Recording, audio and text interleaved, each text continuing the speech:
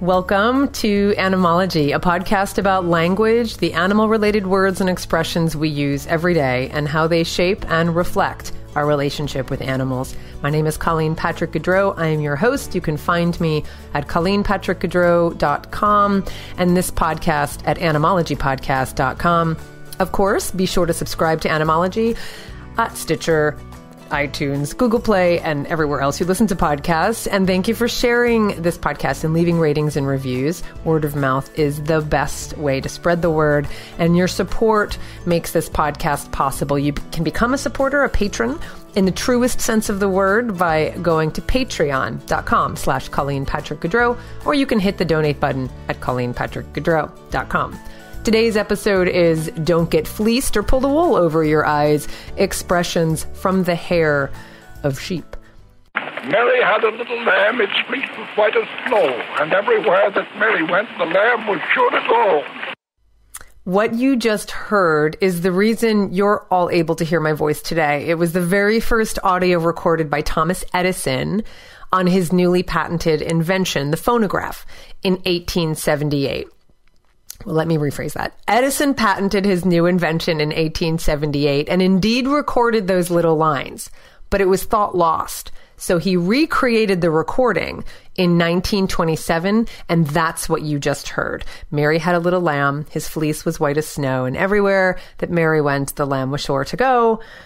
Now, just as an aside, that original recording from 1878 was recreated amazingly by scientists at the University of California in collaboration with the Library of Congress using optical imaging. So you can actually hear that early recording from 1878, most likely the oldest recording of an American voice, at my website on the page for today's episode at joyfulvegan.com. But what you heard was the recreation of Edison recreating that recording in 1927. So what's the point of all of this? What does this have to do with animology?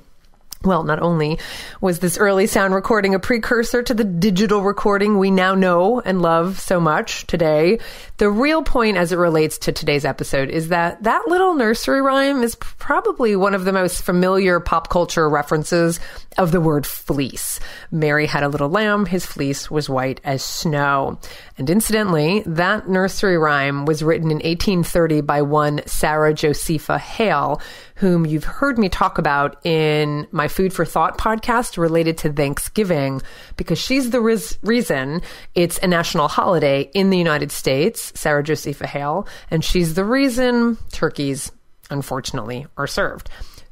So fleece. Fleece is the name for the coat of a sheep.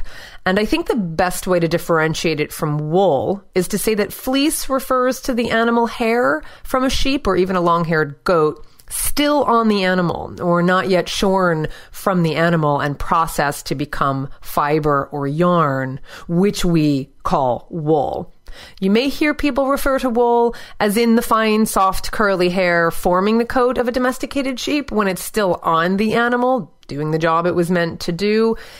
And we say hair and even fur as well, but we really tend to use the word fleece when referring to the entire coat, not the individual hairs, and we don't use the word fleece to refer to the processed fibers, to the yarn made from a sheep's coat. We say wool. And if you have questions and concerns, as many people do, about the animal welfare issues related to wool, I invite you to listen to my Food for Thought podcast episode called The Shearing of the Sheep. No doubt some people will be asking that question in response to today's episode, so I've already covered that issue in the Food for Thought episode.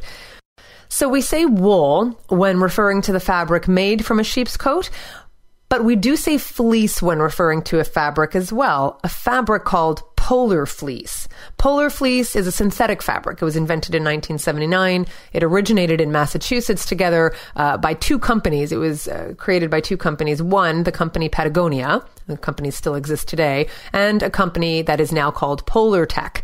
Polar fleece, it's an insulating fabric. It's made from polyester, and it's used to make jackets and hats and sweaters and gym clothes and hoodies and blankets and outdoor clothing. It is indeed superior to wool in almost every way. It was made for that reason to be a superior alternative to wool. Though, as a human-made material, polar fleece is basically a type of plastic, namely polyethylene terephthalate or terephthalate, PET, which you've seen on the bottom of plastic water bottles or plastic soda bottles. That's what plastic water bottles are made from, is PET. Although technically PET can be recycled, it uses non-renewable resources such as petroleum to manufacture the raw materials in the first place. So in response, a number of companies are buying up bottles and containers and using them to create eco-friendly polar fleece products, eliminating the raw petroleum, which is a primary ingredient in virgin PET plastic. And of course, turning plastic bottles into wearable fleece reduces the number of bottles in landfills. So many companies are doing this. You can just search for that. But Patagonia is really leading the way. They have a huge selection of recycled polar fleece products on their website. And what's more, they're really committed to reducing waste in general. So not only can you send your Patagonia clothing to them to get repaired, you can also send any Patagonia products you may have just sitting in your closet. And they'll accept any product at any time. You can also shop a section of their website of gently worn and repaired clothing. So now that we've clarified what fleece and wool are, I'd like to talk about the words themselves and English expressions made with these words. In other words, etymologies. Just like many of our words for domesticated animals, you can listen to the Animology podcast episode, Old English Pigs, Old French Pork.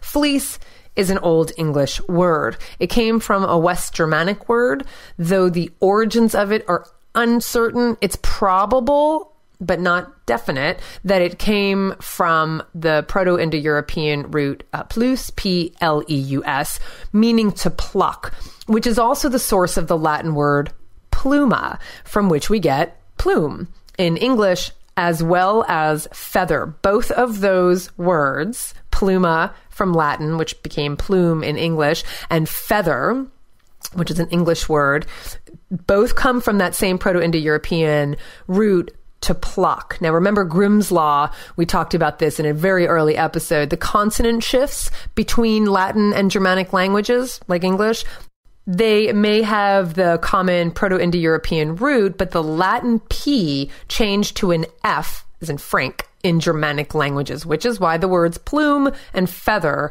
are related. They're both cognates of the same Proto-Indo-European root. Now, there's another popular reference, or perhaps I should say literary reference, to the word fleece, of the word fleece, and that's in the story of the golden fleece from Greek mythology. I touched on this story in the Zodiac episode because this story is the basis for the name of the constellation Aries. I'm referencing all these other episodes because I like to make connections for you so you can keep drawing one long thread through all of these episodes. The story about Aries goes that the fleece, the coat of the golden ram Chrysomalos, was stolen by Jason and the Argonauts as one of Jason's quests. And Chrysomalos, the ram, this golden ram, had saved 2 children from being sacrificed as part of a ritual killing. So in honor of him, this ram, Zeus put the ram's golden fleece up in the skies, where it still appears today as the constellation Aries, the ram. So today we have expressions such as go in search of the golden fleece, which means to embark on an adventure like Jason and the Argonauts did, often one that is very dangerous or challenging. So that's an expression we still use today, in search of the golden fleece. A more common use of the word fleece, however, is in the verb to fleece, as in to cheat or to swindle or to strip of money.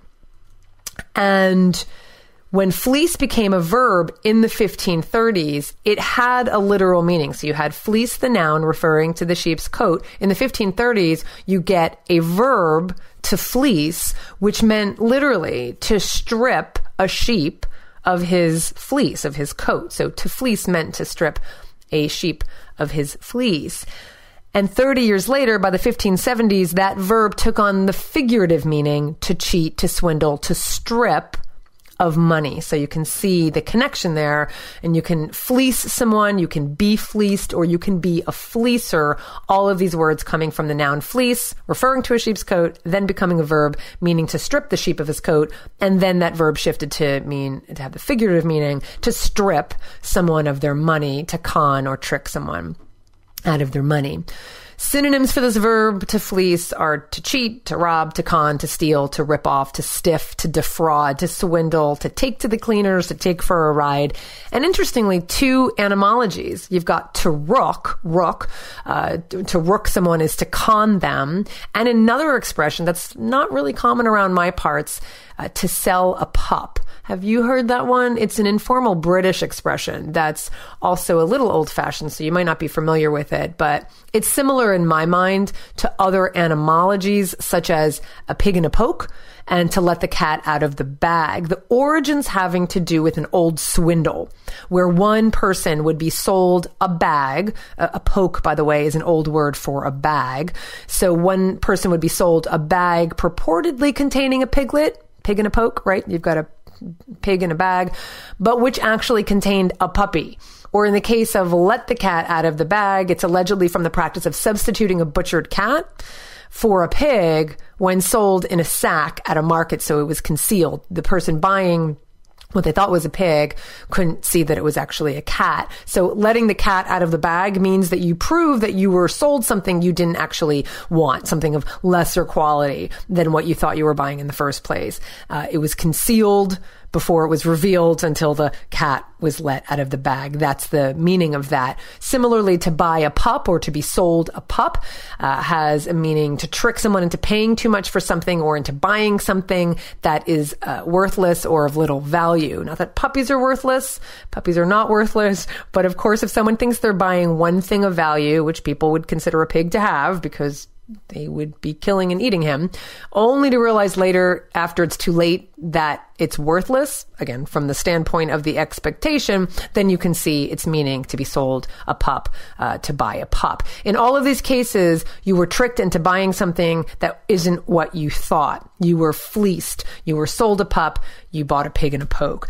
Of course, instead of any of those expressions, animal related, you can just say I got swindled, I got had, I got taken, I got cheated or conned, or I was sold a bill of goods, none of which have to do with animals in bags or animals stripped of their coats. But another verb with these meanings, to con someone, does have to do with animals, and that's the verb to rook, meaning to get some money off of someone in a deceitful way, or to get something from someone by deceitful trickery. The swindler himself can also be called a rook, and I just want to clarify that the meaning and origin of this word rook in this context is totally unrelated to the word rook as in the chess piece, or also called the castle, and it's also unrelated to the root of the word rookie, as in a newbie, neither of which are related to this meaning of the word rook, to swindle. Unfortunately, to rook, someone in the sense of cheating them, comes from the bird, the rook, a word for a gregarious crow. I've talked in the past about how the birds belonging to the corvid family, the crows, the ravens, the jays, the jackdaws, these are my favorite birds, but they're also the most maligned and misunderstood. As humans, we constantly assert that we're superior to other animals, and then when other animals act like we do, we judge them for it, and we make generalizations about these animals based on a single characteristic. You can see this in many pejoratives we have for animals, just to name a few, narrowing pigs down to being dirty because they very intelligently cover themselves in mud to stay cool, narrowing cattle or sheep down to being stupid because they're herd animals and thus, very intelligently, stick together for protection. And in this case, narrowing crows or ravens and rooks down to being treacherous or dishonest because, well, they do have a penchant for plundering the nests of other birds for their eggs and for stealing and gathering things like cloth so they can use them for their own nests. And so a person who defrauds or cons people is called a rook.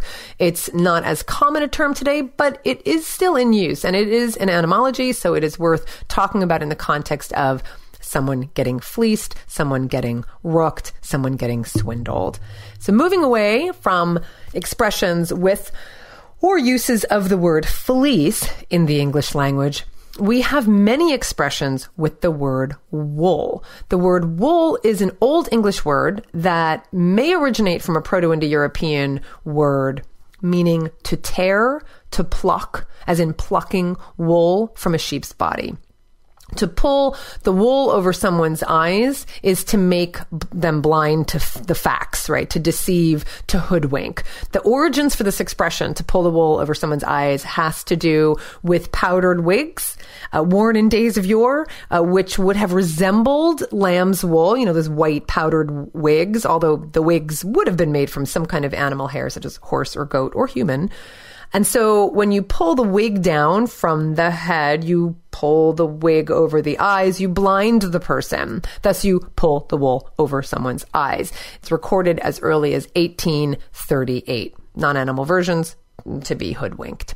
To dye in the wool, or for something to be dyed in the wool, means that it's thoroughly and profoundly imbued with something. It's permanent or firmly established, often used in describing a person's political or cultural or religious beliefs, or to emphasize their commitment to something. Someone's political beliefs are dyed in the wool.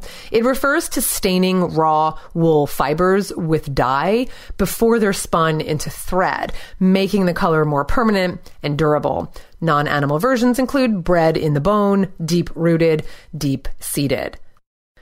To go against the wool is an expression meaning to go the wrong way, especially when everyone else is going in one direction, you're going in the other. It has to do with going in a direction contrary to the direction in which the wool naturally lies. A non-animal version that's probably more familiar to you is to go against the grain.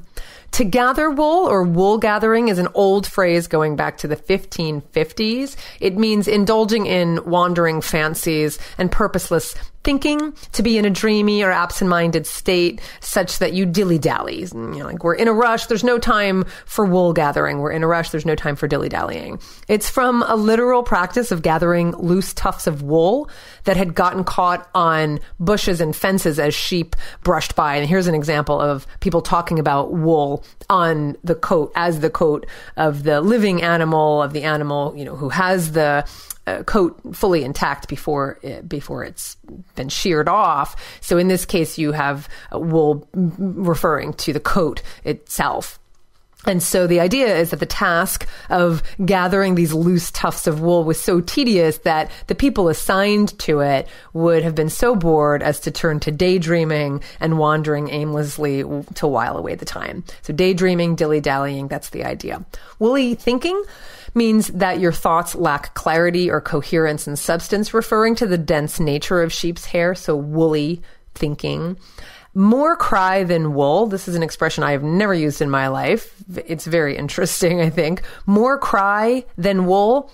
It's also all cry and no wool, or great cry and little wool. They're expressions that mean to make a great deal of fuss or noise or fanfare or protestation over something of little or no substance or importance or relevance. There's lots of expressions we use without wool that say the same thing. All wool and a yard wide is a figurative expression that means of a person that they are very honorable, of superior quality. To say someone is all wool and a yard wide means literally the meaning comes from the referring to the quality of the fabric and of full measure. So all wool and a yard wide. And finally, wild and woolly is an expression that means barbarous or lacking culture. It originally referred to the Western United States, where I am, on account of its lawlessness and untamed nature. And apparently it has to do with the fact that Western pioneers wore sheepskin coats. So this could be apocryphal, but the idea is that here in California, it was once considered wild and woolly. It's an expression that's still hanging on a bit today. It's not very common, but there it is. And before we close, we have a word from lana, the Latin word for wool, and that's the word lanolin. It's built from lana, wool, Latin word for wool, and oleum for oil. So lanolin, as you may or may not know, is the fat or oil extracted from sheep's wool, used as a base for facial creams and ointments. Do you remember that cream called oil of Olay? My mother used to use that religiously. It was created in 1952 by a chemist who used the name oil of Olay. He chose the name oil of Olay as a spin on the word lanolin, a key ingredient. Lanolin being the fat from the coat of a sheep. And so we're going to end it there today and save for another day all the words and expressions that come from sheep and lambs. But today I just wanted to focus on fleece and wool. And so now you know where these expressions come from, what they have to do with the animal, how fleece, the verb to get conned, what that has to do with an animal. And now you know, and I'd love to hear your thoughts and your comments. You can certainly email me through my website, ColleenPatrick-Goudreau.com, or you can just leave comments and have conversations at ColleenPatrick-Goudreau.com on the page for today's episode. Thank you for sharing this episode. Thank you for leaving a rating and review at iTunes. And thank you for supporting this podcast. You can join other supporters by becoming a patron of the podcast at patreon.com/ColleenPatrick-Goudreau for the animals. Thanks for listening to Animology, changing the way we talk and think about other animals.